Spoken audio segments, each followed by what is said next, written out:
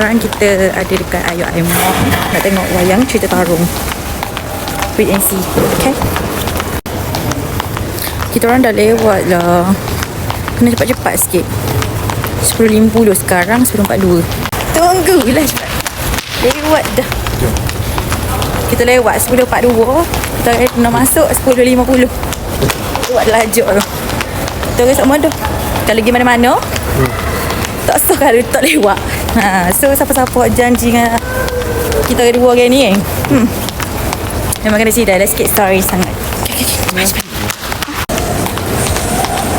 Okay, dah sampai sini. Baby tengok ni. Dah sampai.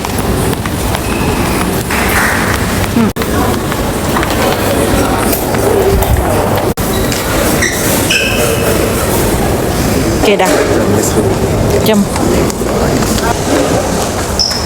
Dah beli.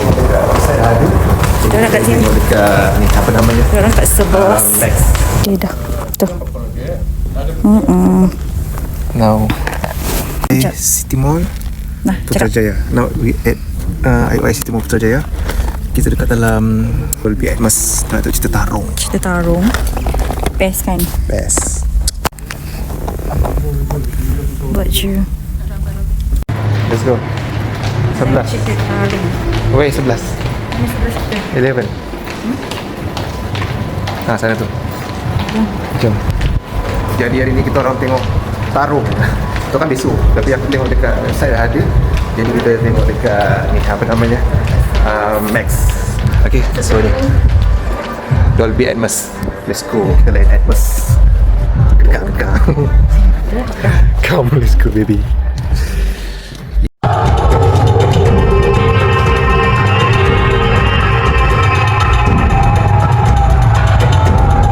Nak lawan ke? Nak lari ni?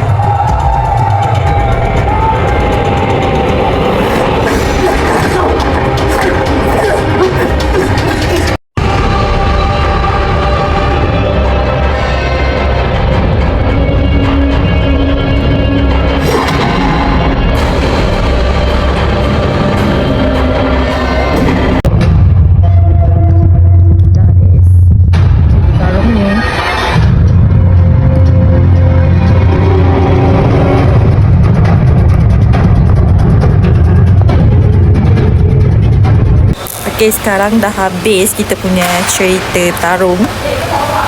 Memang I bagi 1000/100. Best gila. Pelakon-pelakonnya pun dah handsome. Lepas tu tempat gempak punya. Dia marah guys, I cakap pelakon-pelakon handsome. Tapi tu semua crush I. Lepas tu lepas tu kan ending dia memang gini.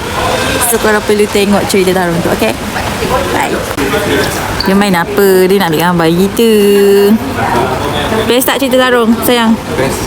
Bagi berapa? Berapa per 100? 100. Kan sama. Bye. Dah tu.